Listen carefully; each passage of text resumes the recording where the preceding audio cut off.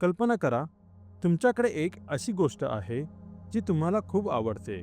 चांगली नोकरी, व्यवसाय, पैसा, नातं किंवा आरामदायक जीवन. आणि एके दिवशी अचानक ती गोष्ट तुमच्याकडून निघून जाते. तुम्ही काय कराल? रडत बसाल? दुसऱ्यांना दोष द्याल? की नवीन संधी शोधायला निघाल? आजची कथा आहे 4 पात्रांची आणि एका चीजची. पण हे चीज म्हणजे फक्त चीज नाही, तर आपल्या आयुष्यातील प्रत्येक महत्त्वाच्या गोष्टीचं प्रतीक आहे. हू मूव्ड माय चीज या प्रसिद्ध प्रेरणादायी पुस्तकाचे मूळ लेखक डॉक्टर स्पेन्सर जॉन्सन हे आहेत. आणि या पुस्तकाचं माझं चीज कोणी हलवलं हा मराठी अनुवाद मोहन माडगुळकर यांनी केला आहे. एका मोठ्या भूलभुलैयामध्ये 4 पात्र राहत होती.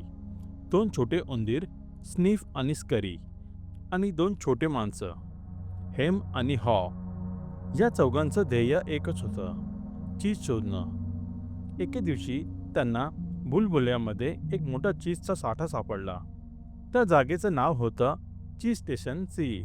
आता त्यांना रोज भरपूर चीज मिळू लागलं. सगळे आनंदी होते, पण त्यांची वागणूक वेगळी होती.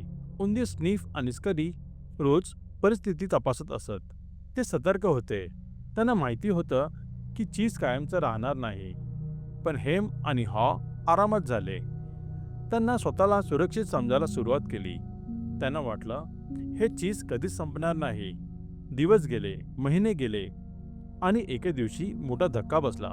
चीज गायब झालं होतं. स्निफ आणि स्करीने ते पाहिलं. त्यांना आश्चर्य वाटलं नाही. त्यांनी लगेच नवीन चीज शोधायला सुरुवात केली, कारण त्यांना बदल अपेक्षित होता. पण हेम आणि हॉ संतापले. हेम ओरडला, हे अन्याय आहे. आपलं चीज कोणी चोरलं? हे असं कसं होऊ शकतं? दोघंही रोज तिकडे जाऊन बसायचे आणि वाट पाहायचे की चीज पुन्हा येईल. पण काहीच बदललं नाही. काही दिवसांनी हॉ विचार करू लागला, कदाचित आपण नवीन चीज शोधायला हवं. पण हेम घाबरला, नाही, भूलभुलैयामध्ये धोका आहे. आपण इथेच थांबू. हॉ द्विधा मनस्थितीत होता, पण शेवटी त्याने एक निर्णय घेतला. तो एकटाच नवीन चीज शोधायला निघाला. सुरुवातीला तो खूप घाबरला. त्याला वाटत होतं की तो हरवेल, अपयशी ठरेल. पण जसा जसा तो पुढे जाऊ लागला, तसा तसा त्याचा आत्मविश्वास वाढू लागला. प्रवासात त्याला अधूनमधून थोडंसं चीज मिळत होतं, ज्यामुळे त्याला समजलं की पुढे जात राहणं महत्त्वाचं आहे. तो भिंतीवर संदेश लिहू लागला, कदाचित हेमने ते वाचावेत म्हणून. एका भिंतीवर त्याने लिहिलं, जर तुम्ही घाबरत नसता तर काय केलं असतं. दुसऱ्या भिंतीवर लिहिलं, जुनी गोष्ट धरून बसल्याने नवीन गोष्टी मिळत नाही.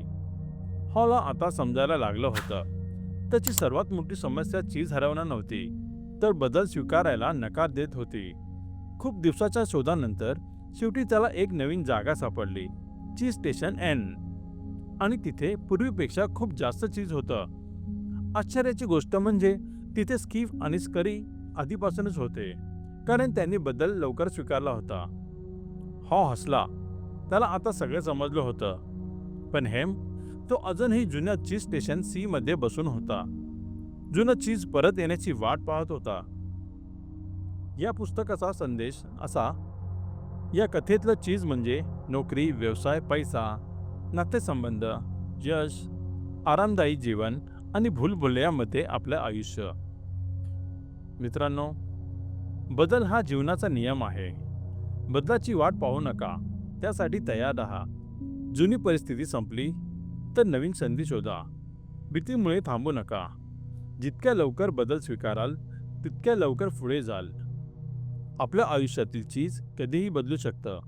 प्रश्न हा नाही की बदल होईल का, प्रश्न हा आहे की आपण त्यासाठी तयार आहोत का. तुम्ही हेमसारखे आहात की हॉ सारखे? कमेंटमध्ये नक्की सांगा.